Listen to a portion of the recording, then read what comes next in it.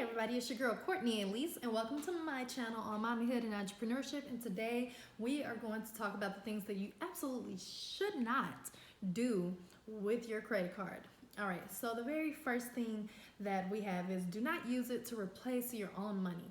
A lot of times, especially when you're young, whether you're a millennial or Generation X or Y or whatever the heck is next after the millennial generation, we as younger adults have the tendency for when we first get our credit card, or even like the first few credit cards, a lot of times we're like, okay, well, I know that I'll have the money, or that I have the money so I can pay it off as soon as I finish whatever, but I'll just go and use this, so then that way I'm not actually using my money yet, and I'll just pay it back or pay off the minimum and everything will be fine.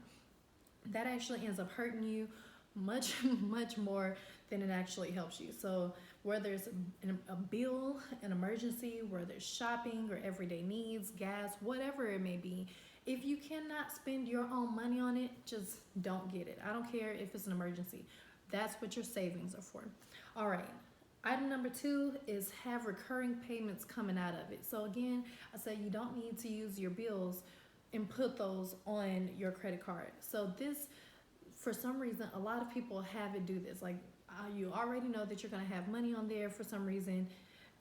You just bet that your money is already going to be on that credit card. So you say, I'd rather put it on that than on my regular debit card. But as you become a business person, a mom, an entrepreneur, just a responsible adult, period, you need to be able to make sure that you have the money that you're going to need for certain times in your debit card ready for those bills to come out. That's just a part of adulting. That's just a part of entrepreneurship, a part of being a mom, is you need to make sure that the money you're going to need for whatever your needs may be, or your bills or whatever, make sure it is on your card. So if it's car wash, a phone bill, whatever it may be, just unconnect everything. The third thing is you do not need to be ignorant about your card. So preferably before you get the card, you want to find out if it's a secured card or regular card, and I can explain those in another one, but just an overall basic secured card is just in case I'm wrong, one of them is one where you can't activate the card without putting a deposit on it. The other one automatically comes with a certain credit limit. I want to say the unsecured card automatically comes with its own credit limit, and they just kind of base it on your credit and your history and things like that. And then I want to say that the secured card is the one that you actually have to put whatever your credit limit is going to be, or a certain amount of money, onto the card in order to have a certain credit limit. Second, you also want to know the benefits of the card, whether it's cash back, travel miles, travel points, a certain amount of points for going to dinner, discounts to certain places. You want to know those things prior to, so you can make sure that you're actually using the card to your benefit when you do decide to use it. Then also you want to know how they report, if they report to all 3 credit bureaus, if they report after a certain day, like is it on the 5th that they report, is it on the 10th? You want to know when they report to the credit bureaus, and this is going to work in your favor in case something ever happens and you're about to slip up on your bill, or whatever it may be. You want to make sure that you're able to tackle any issues as soon as possible, because you know what the pros and cons to your credit card are. Fourth, you do want to know who they report to. So do they report to all 3 credit bureaus? Do they report to none of them? Do they report to one of them or 2 of them or whatever? There may be some kind of legal thing where it says that they have to report to all 3 now, or I'm not quite sure, but do they report to certain credit bureaus at different times? You just want to make sure that you know these things. And the next one would be yearly costs, if any. So a lot of credit cards have like a annual payment that you would have to pay either in January or some other month, and you want to know whatever that is, because if you're not spending anything and then you're not expecting to pay, and then February rolls along and you have a minimum payment because that got put onto your bill, you definitely want to know that. The next thing is you want to know if there's a fixed or variable interest rate. So is your interest rate going to change over time based on something you do or don't do, or the economic climate or whatever? You just want to know whatever that certain thing is, and if it is a variable interest rate, what makes it vary? Like when will it go up, when will it go down? Preferably, you can know these things prior to. You also want to know the interest rate itself. So your starting interest rate, if it's fixed, if it's variable, or your fixed interest rate, period. And then you want to know any penalties for paying late, penalties for going over a certain amount per month, penalties for going over your limit. Whatever those penalties are, you definitely want to know those ahead of time. You want to know what the actual penalties are. So you know what the penalties are for, but now you would want to know what the penalty actually is. Is there a certain amount extra that you have to pay? Do they take away your ability for a credit increase? You want to know what those things are. And then posting length of time. Do they post the amount that you spend on the same day? Do they post the amount that you pay on the same day or the next business day? You need to know those things so that if you're trying to pay for a bill, or if you're trying to hurry up and cover your money before your actual something gets posted onto your credit card, and then therefore being a part of your credit spending ratio, you just need to know all of those things ahead of time. And I know I'm going through some things that probably need a lot more elaboration, but this video is already going to be a little bit longer than what I intend for it to be, because I do have a lot of tips. So if there are things that you want me to elaborate on, let me know. And then we're still on tip 3. And so you need to know the customer service hours. A lot of them are 24/7, but if you're getting a secured card or with like a lesser known bank like Green Dot Bank, for example, then you want to know what their business hours are. Are they 9 to 5? Are they 9 to 8, 9 to 9, 10 to 10? And in what time zone are they in? Are they Pacific, Central? Are they Eastern? You want to know where they are and what their hours are, because if ever you are stuck in the middle of somewhere and you're trying to use your card and you're not sure exactly why it's not working, you want to know why. But of course you won't be using it for emergencies anyway, because you took my tip from earlier. But no matter what, you do want to know what their actual customer service hours are, so that if you have a problem, you can reasonably get it solved. And lastly, for this third tip, or second to last, you want to know what is the cap for credit increases. A lot of them don't have caps, but some of them do. Some of them are saying, oh, you can't increase more than, once you get to $3,000, that's it. Once you get to 5,000, that's it. Once you get to 10 or 100,000, that's it. You want to know what is the highest possible credit increase that you can ever get in the lifetime of your credit. So that's very important. And then the last part of tip 3 is, what does it take to get a credit increase? So do I have to be on time for 6 months? Do I have to not go on over a certain percentage for 3 months? Do I have to make a certain number of purchases, per every month? Find out what these credit increase, what the rules are to be able to get a credit increase, because eventually you do want to be able to increase your credit so that your utilization can be, you can spend a little bit more without having to worry about going over your utilization. So that's it for the third tip. So now for fourth tip, you do not want to spend more than 20 or 30% of your credit card. So if you're just now starting to get credit, sometimes your credit limit can be anywhere from $200 or $300 to $500 or $800. And whatever that is, you need to calculate, okay, what is 50% of this? Right, you definitely don't want to ever make it to 50%. And then what's 20% of this? What's 30% of this? And all you have to do is take your credit card limit, like let's say it's 1,000, and then you're going to times it 0.2. So 1,000 times 0.2 is $200. So if I don't want to spend more than 20% of my $1,000 credit card limit, then I can't spend any more than $200 at all. I don't care if I paid it off earlier and came back and now I'm back to the $200 limit. No, that whole entire month, you do not want to spend more than $200. 30% absolutely. So that means that whole entire month, if I have a $1,000 credit limit, then I don't want to spend over $300. 0.3 times, times 1,000, or 0.2 times 1,000. And that's how you can figure out what that number is. If your limit is $200, right? And you say, I don't want to spend more than 20%, 200 times 0.2. Okay, well, guess what? I can't spend over $40 of that, and so on and so forth.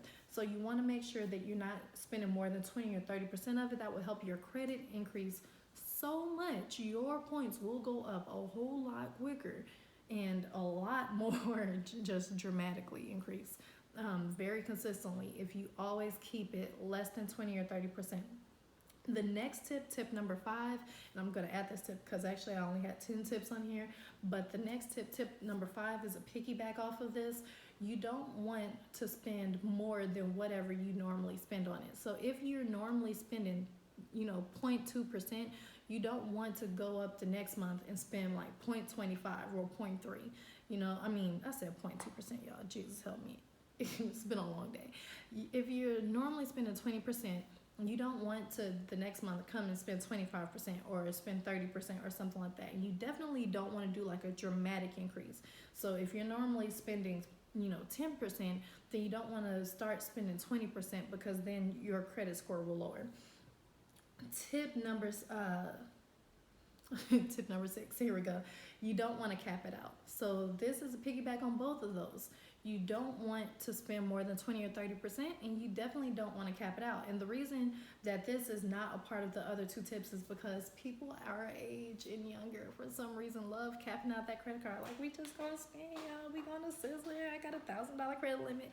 Ooh, I got $500 I can spend. Oh yeah, I got an extra $300 because I ain't been spending my credit card. I've been good with my credit card. So, ooh, we going to Sizzler, yay. No, do not spend all of your credit card balance. Like, that's the dumbest thing that you could do.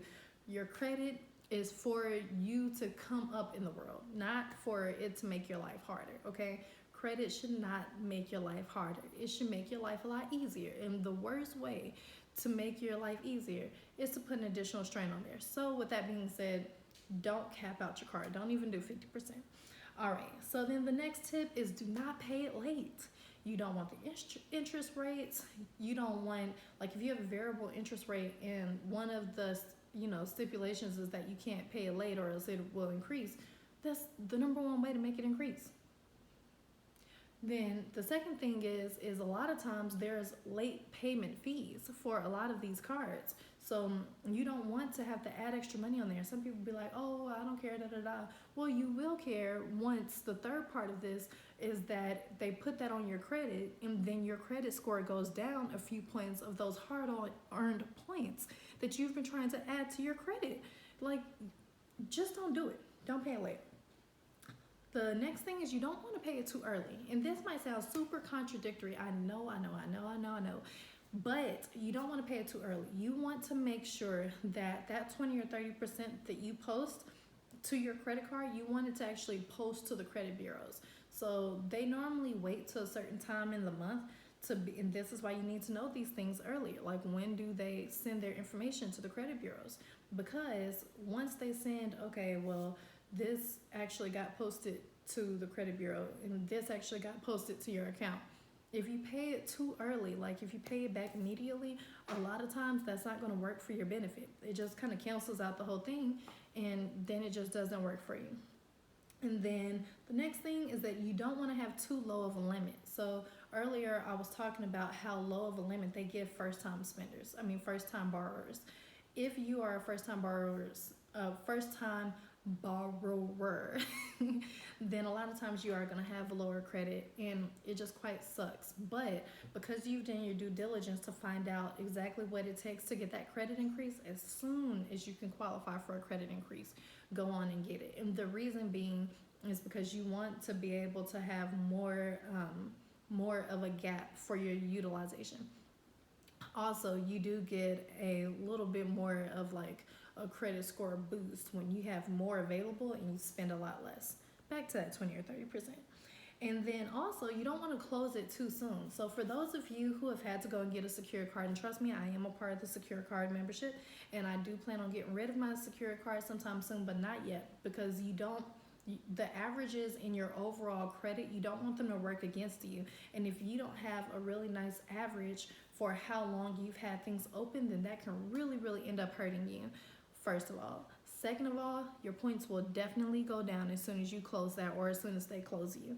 So just know that if you haven't gotten your credit up to a certain point and you don't have other cards working in your favor, the last thing you want to do is close it and then try to apply for a bunch of other different ones and then have like a double whammy when it comes to your credit. The very, very last tip that I have is you don't want to have too many or too few of them. And I put this all in one tip because they all pretty much are saying the same thing. If you have too many, then they're going to say, oh, you're thirsty for credit. And if you have too few, then they're going to say you don't have enough credit experience. So there is a little sweet spot where about 2 cards, 3 cards, that's perfect. And then just keep increasing the limit on those cards over time and making sure to keep your utilization percentage low, and then that works for you in the process. And then that way you're not out here with 10, 11 cards, 11,000 cards over here talking about some, oh yeah, I got credit, I'm ready. No, so you don't want to overdo it, but you definitely don't want to underdo it. You don't want to just have one and then they say that you don't have enough credit, that you don't have enough credit history, but then if you get too many, then your averages eventually sink and end up messing up for you. So those are my credit tips. Let me know if you plan on using any of these. I know credit is just a really, really hard topic. It's a sensitive topic, but I really hope that for your businesses, especially those of you who plan to open up businesses and to use your business to have a line of credit so that you can start the credit for your business so that whenever you need something important for your business, you can get that. I really, really hope that these tips help you to be able to just change the future of your business so that you don't make the same mistakes that most of us did, or even the mistakes that maybe you did with your own personal cards. And if you plan on using this for your own personal accounts, I really, really hope that this changes your life so that eventually when you want to get things like houses or even cars, later on in the future, or just any kind of real estate, or if you want to buy, something for your family or land or whatever it may be that people need your credit for, when it's time for you to get those things, this helps you to be able to get those things at a much lower cost interest-wise than if you had horrible credit and being either denied or given an absolute ridiculous interest rate. So these are my tips. Let me know what you guys think in the comments below. I really, really hope that you enjoyed this video. I did put a lot of effort into this. I used a lot of my own personal experiences, a lot of experiences from friends. I looked up some stuff on the internet, and I really, really put a lot of effort into this. So let me know if you guys have had any of these flaws in the past. Let me know which one you plan to change or you've already changed. All right, so I look forward to the conversations in the comments. Thank you so much for tuning in to your girl, Cordnie Ellese, and I really, really hope that we find a bunch of mamas who are trying to be some real nice business women, and we can connect with each other and support each other's businesses. So go on and drop your information in the comments as well, and I look forward to connecting with you. Ciao.